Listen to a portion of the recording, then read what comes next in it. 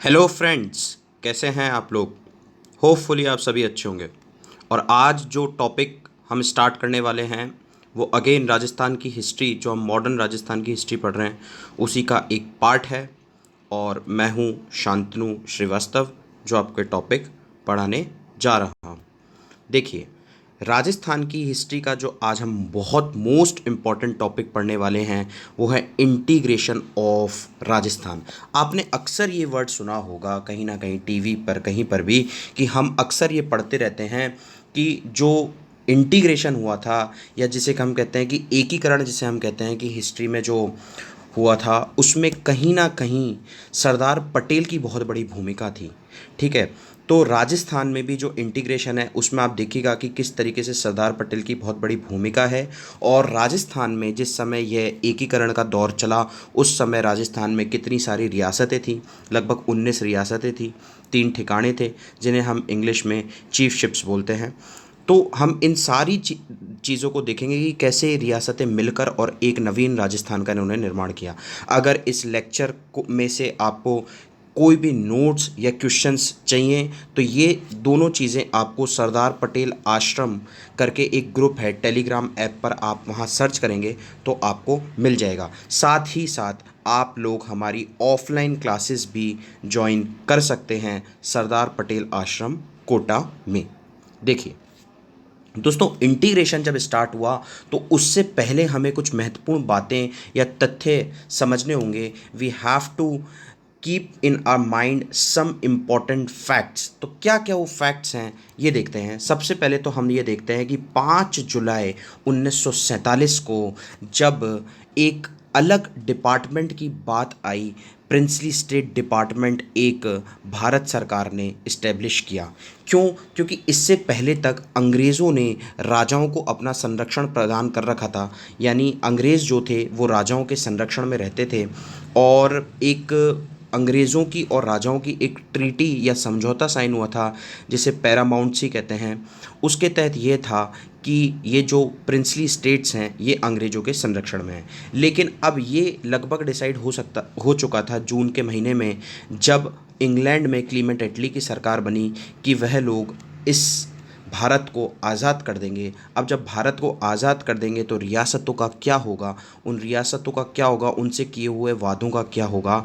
इस पर अंग्रेज़ों ने ये कहा कि हम देश छोड़ के जा रहे हैं और रियासतें अपना भविष्य खुद देख सकती हैं, वह आज़ाद भी रह सकती हैं। इसलिए अंग्रेज़ों ने हिंदुस्तान पाकिस्तान तो बांटे ही, और साथ साथ जो यहाँ पे देसी रियासतें थी उनको ये अधिकार दिया कि आप चाहें तो इंडिपेंडेंट या स्वतंत्र रह सकते हैं। लेकिन भारत सरकार के लिए ये ठीक नहीं था कि रियासतें एक तरीके से स्वतंत्र रहें। इसलिए भारत सरकार आगे चल के इन रियासतों को एक करेगी। तो एक सेपरेट डिपार्टमेंट बना दिया गया जिसका नाम रखा प्रिंसली स्टेट डिपार्टमेंट। और इसको एक टास्क दिया गया कि आपको कुछ नहीं करना है, जितनी भी देश में रियासतें हैं इन सबको जोड़ के और नवीन भारत का निर्माण करना है। तो इसके लिए जो डिपार्टमेंट बनाया गया उस समय तत्कालीन उप प्रधानमंत्री सरदार पटेल को उसका विभाग का अध्यक्ष बनाया गया। और जैसा कि आप जानते हैं हर विभाग का कार्य एक सेक्रेटरी के द्वारा या सचिव के द्वारा संपन्न किया जाता है। तो उस टाइम जिनको सेक्रेटरी बनाया गया वो थे वीपी मेनन। ये आप देख सकते हैं, ये वीपी मेनन है और ये सरदार पटेल हैं। ठीक है, सरदार पटेल के नाम से ही हमारी संस्था कोटा में कार्यरत है। और आज हमें पूरे भारत की रियासतों का एकीकरण नहीं पढ़ना है, हमें सिर्फ राजस्थान में जो रियासतें थी उनका एकीकरण पढ़ना है। आपको याद होगा, मैं स्मरण करा दूं कि पूरे भारत में 565 देसी रियासतें थी और 15 अगस्त को जब देश आज़ाद हुआ तो 562 रियासतों का एकीकरण हो चुका था, वह भारत में विलय कर चुकी थी, वो भारत को ज्वाइन कर चुकी थी। लेकिन 3 रियासतें ऐसी थी, जूनागढ़, हैदराबाद और कश्मीर, जिन्होंने भारत को ज्वाइन नहीं किया था। खैर, आज का हमारा टॉपिक भारत का एकीकरण नहीं है, हम राजस्थान का एकीकरण पढ़ना जा रहे हैं। इसलिए हम देखते हैं कि राजस्थान में क्या क्या हुआ। तो राजस्थान में भी अगर आप देखें तो उस समय ब्रिटेन के जो प्रधानमंत्री थे क्लीमेंट एटली थे, और वॉइस रॉय जो है भारत के वो लॉर्ड माउंटबेटन थे। और इन दोनों ने ही ये कह दिया था जून में कि हम भारत को आज़ाद करेंगे। और आगे चल के निर्णय लिया गया कि जितनी भी रियासतें हैं भारत में उनको एक किया जाए और इसका कार्य सौंपा गया सरदार पटेल को। तो जिस समय देश आज़ाद होने वाला था तो उस समय राजस्थान में 19 तो क्या नाम से रियासतें थी और 3 चीफ शिप्स थी। और अब जो है जब देश आज़ाद हो गया तो ये कार्य प्रारंभ हुआ कि इन रियासतों को एक करके एक राजस्थान का निर्माण किया जाए। तो इसका जो काम हुआ ये कुछ चरणों में हुआ, ऐसा नहीं कि एक ही दिन में पूरा का पूरा राजस्थान का एकीकरण कर दिया गया। इसका कार्य जो है वो 7 चरणों में समाप्त हुआ। कितने चरणों में समाप्त हुआ, कोई आपसे प्रश्न पूछ ले राजस्थान के एकीकरण का, तो राजस्थान के एकीकरण का कार्य 7 चरणों में समाप्त हुआ। कितना समय लगा इसको? 8 वर्ष 7 महीने और 14 दिन का समय लगा। समझ रहे हैं आप? और एक प्रश्न आपसे अक्सर बच्चे कंफ्यूज हो जाते हैं, पूछ लिया जाता है कि पहली, दूसरी और तीसरी चरण जो थे इनका जो विलय राजस्थान में हुआ वो 1948 में हुआ, या पहले, दूसरे और तीसरे चरण जो एकीकरण के समाप्त हो गए वो 1948 में हो गए। आगे चल के हम स्टेप्स में उनकी तिथियों को जानेंगे। और चौथी और पांचवा जो चरण था वो 1949 में कंप्लीट हुआ, और जो सिक्स्थ स्टेज थी वो 1950 में, और सेवेंथ स्टेज थी वो 1956 में कंप्लीट हुई। इसी के बाद हम आगे देखते हैं कि और क्या क्या था। तो मैंने आपको 19 रियासतों के नाम बता दिए, और 19 रियासतों के साथ यहाँ पर 3 चीफ शिप्स थी। अब आपके मन में एक प्रश्न ज़रूर उठा होगा कि सर आप ये बता दो कि चीफ शिप्स में और रियासतों में क्या फ़र्क था। देखिए, चीफ शिप्स को उस समय नॉन सैल्यूट स्टेट्स बोला जाता था। नॉन सैल्यूट स्टेट्स का मतलब ये है कि इनको किसी भी प्रकार की, इनके जो ठिकानेदार हुआ करते थे उनको किसी भी प्रकार की तोपों की सलामी नहीं दी जाती थी। इसीलिए इनको नॉन सैल्यूट स्टेट भी बोलते हैं। Non salute state. अगर आपसे कोई पूछ ले कि राजस्थान में जो है नॉन सैल्यूट स्टेट्स आज़ादी से पहले कितनी थी, तो आप बता सकते हो कि 3 थी, नीमराणा, कुशलगढ़ और लावा, जिन्हें चीफ शिप्स या ठिकाने भी कहते थे। इनको याद करने की ट्रिक है नकुल। अब आप कहेंगे कि क्या रियासतों के साथ ही इनका विलय हो गया था राजस्थान में, या कोई अलग से इनके लिए कोई चरण है? नहीं, ये जिस जिस रियासत के अधीन थे, जैसे जैसे उस रियासत का विलय होते गया, साथ साथ उसी चरण में इनका भी विलय होता गया। फॉर एग्जाम्पल, अगर स्टेज 1 में अलवर, भरतपुर, धौलपुर और करौली का विलय होता है, तो आप ये समझ लेना कि नीमराणा का विलय, क्योंकि वो अलवर में स्थित है, अपने आप ही उस चरण में हो गया। यानी Neemrana also merged in that particular stage.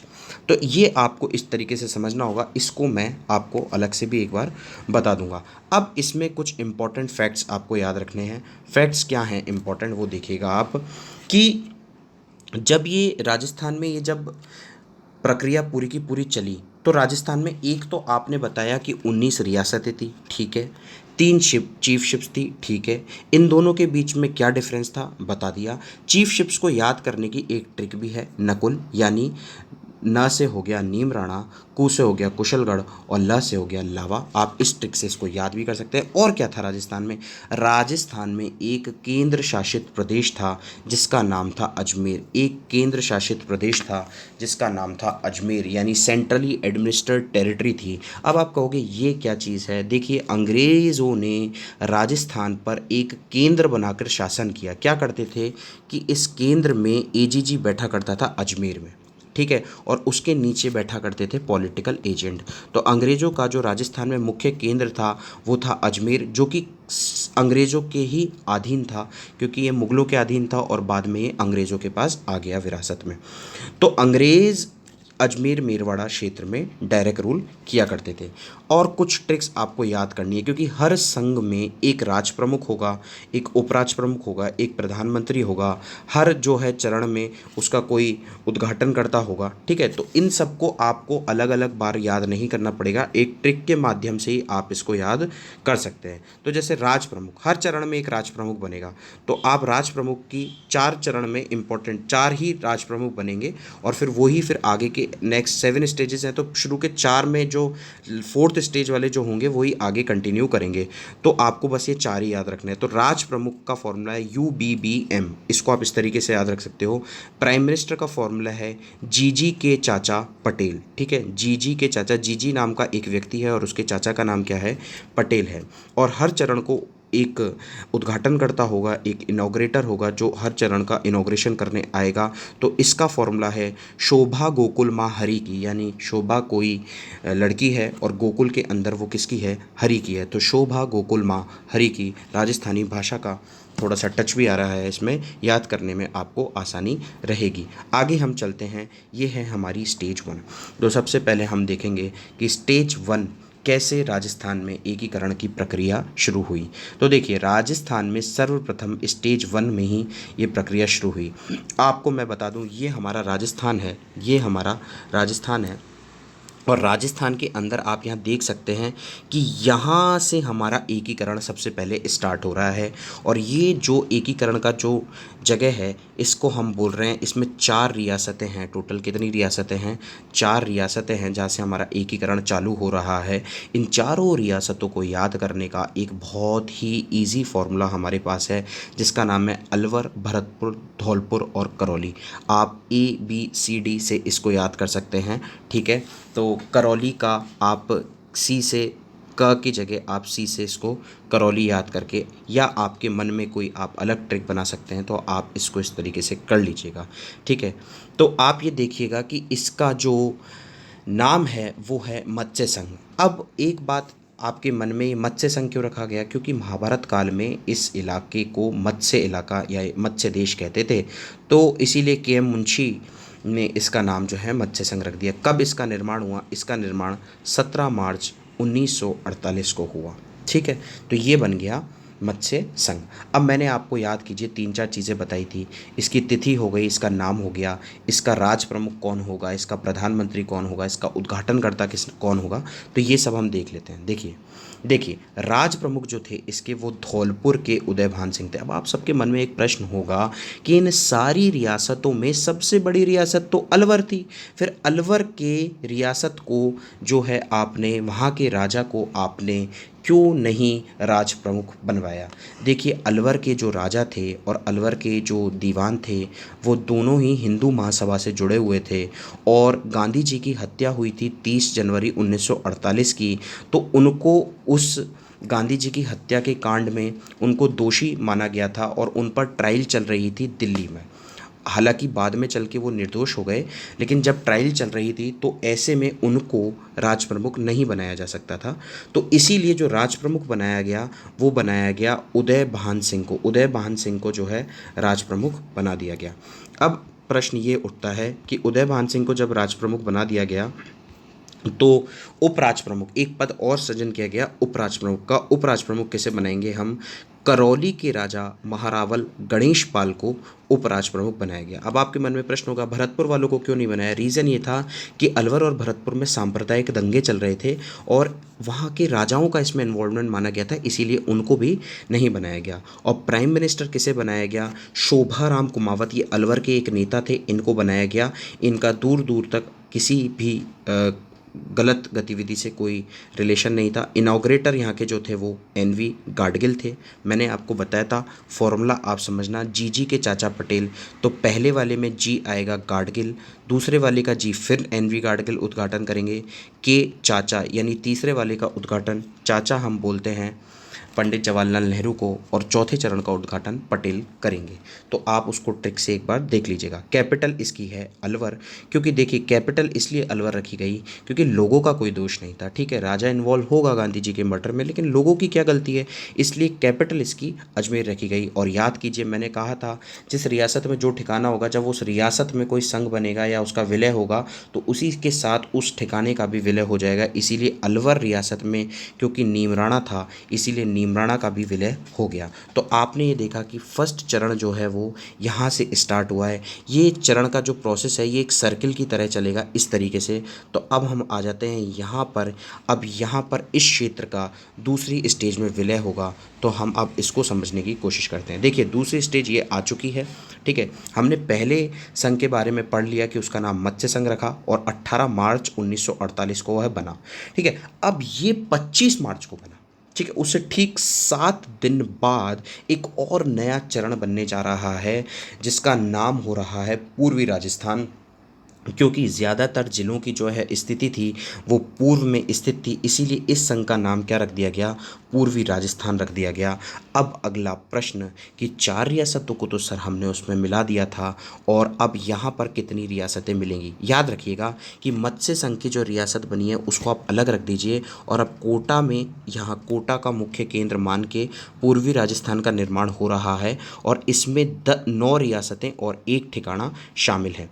अब आपको इसको याद कैसे करना है, इसके लिए मैंने एक ट्रिक बनाई है हिंदी में। हो सकता है कि इंग्लिश मीडियम वाले बच्चों को थोड़ी सी दिक्कत आए, फिर भी आप इसको याद करने की कोशिश कीजिए। ट्रिक है, बाबू को झाड़ू पर कीट सा, यानी बाबू के पास कोई झाड़ू है और उस पर कोई कीट लगा हुआ है। इस तरीके से आप इसको याद कर सकते हैं। नाउ हम इनको, इस ट्रिक को ओपन करते हैं कि इसमें कौन कौन सी रियासतें हैं। ये रियासतों को याद करने की ट्रिक है। मैंने आपको बताया था कि 3 ठिकाने थे, नकुल उसका फॉर्मूला था, नीमराणा, कुशलगढ़ और लावा। और कुशलगढ़ जो ठिकाना था वो यहाँ आप देख सकते हैं, यहाँ बांसवाड़ा के अंदर देखिए कुशलगढ़ ठिकाना है। तो इन रियासतें जब मिलेंगी तो इन रियासतों में जो ठिकाने होंगे वो साथ साथ मिलेंगे। देखिए, बा से मतलब हो गया बांसवाड़ा, बू से बूंदी, को से कोटा, झा से झालावाड़, डू से डूंगरपुर, पर से प्रतापगढ़, की से किशनगढ़, ट से टोंक और स से शाहपुरा।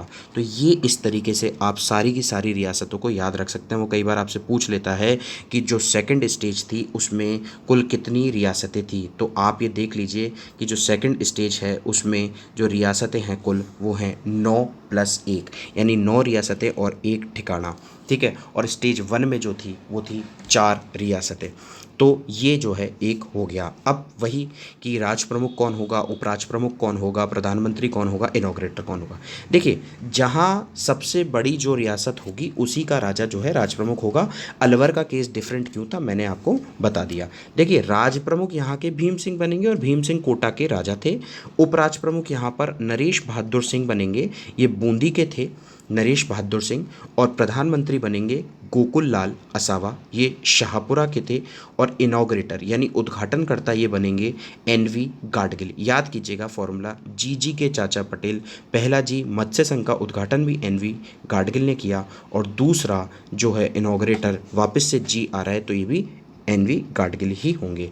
प्रधानमंत्री मैंने बताया था शोभा गोकुल माँ जो है, जो ट्रिक थी आपके पास हरी की, ठीक है ना, तो वो उसमें गोकुल जो आ रहा है, तो प्रधानमंत्री जो हैं यहाँ पर गोकुल लाल असावा शाहपुरा के बनेंगे।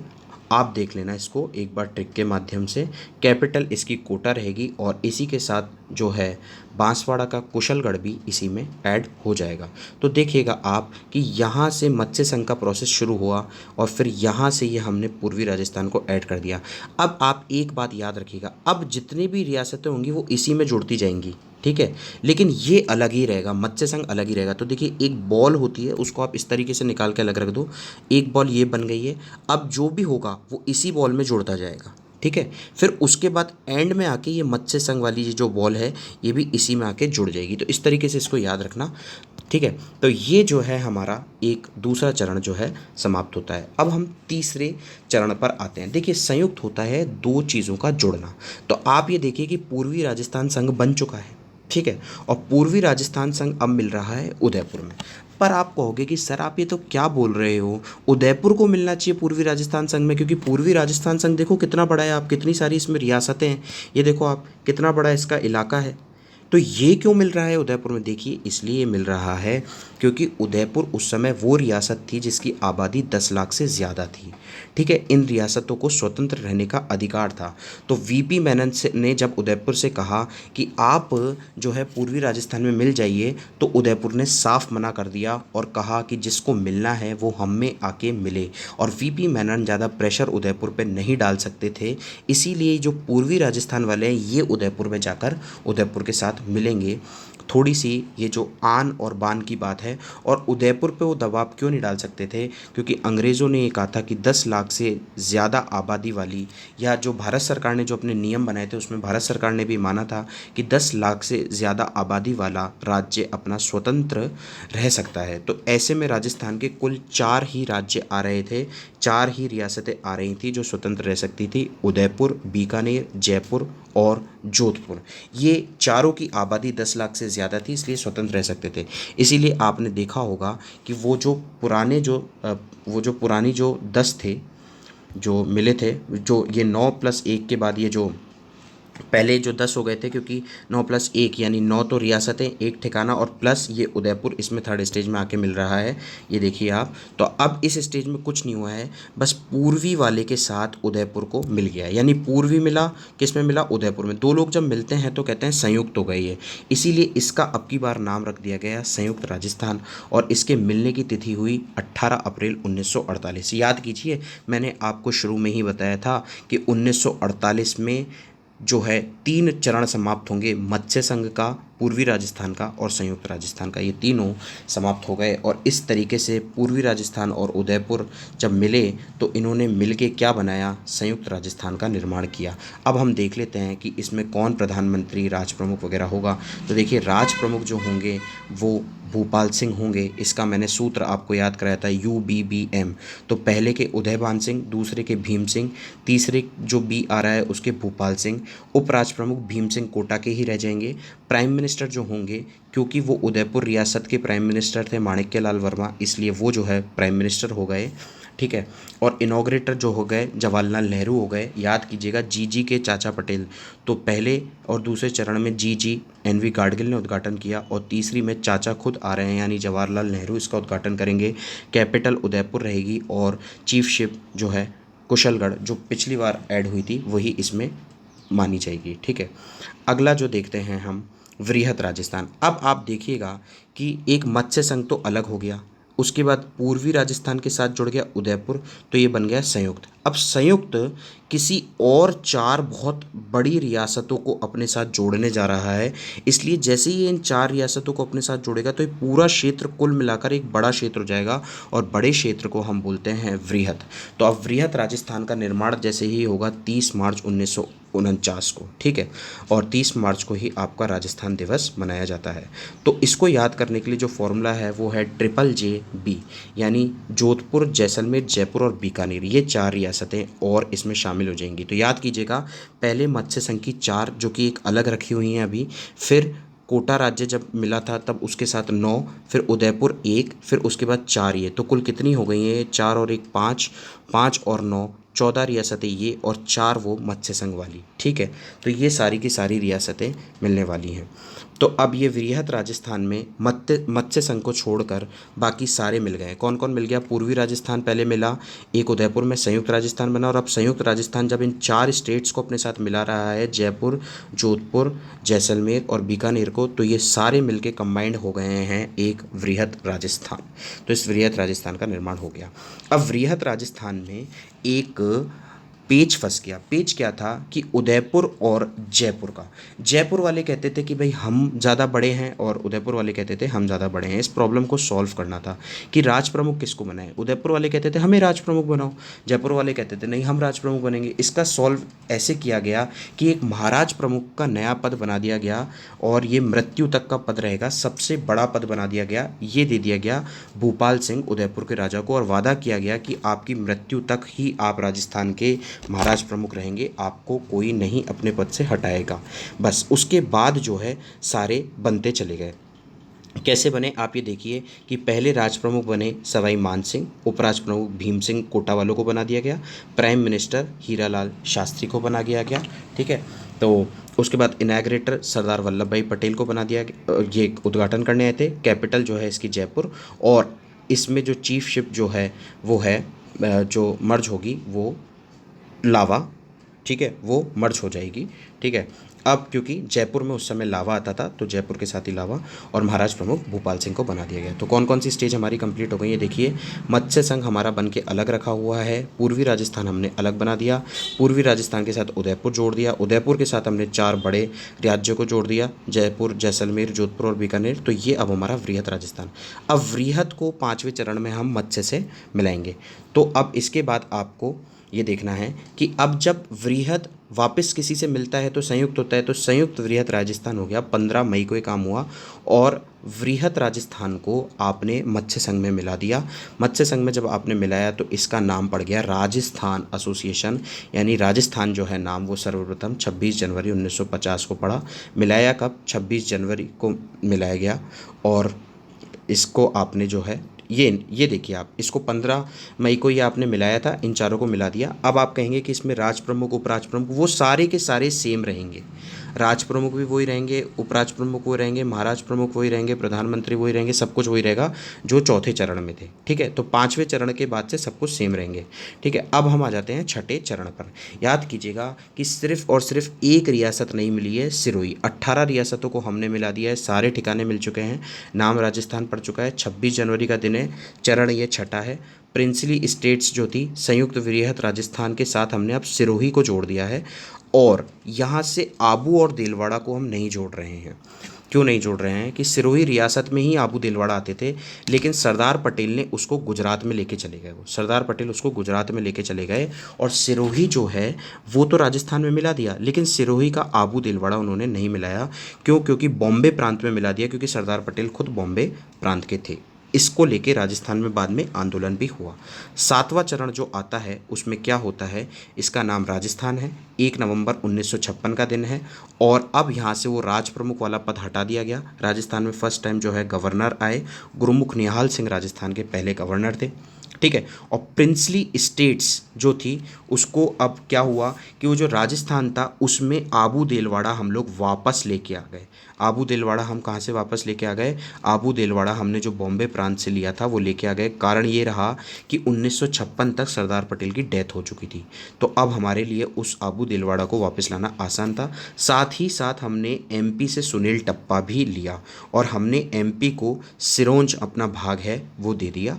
ठीक है, और इसके साथ साथ आबू देलवाड़ा हमारे साथ हो गए और हमारा अजमेर जो था हमारा वो भी राजस्थान में, अजमेर मेरवाड़ा वाला जो क्षेत्र है उसको भी राजस्थान में जोड़ दिया गया। तो इसी के साथ जो है हमारा जो है 7वां चरण कंप्लीट होता है। और अगर आपको ये इंटीग्रेशन वाला टॉपिक समझ आया है तो आप इससे रिलेटेड क्वेश्चंस सरदार पटेल आश्रम को ज्वाइन करके हमारे इस टेलीग्राम ग्रुप पे अटेम्प्ट कर सकते हैं। यहाँ पर आपको इसके नोट्स भी मिल जाएंगे।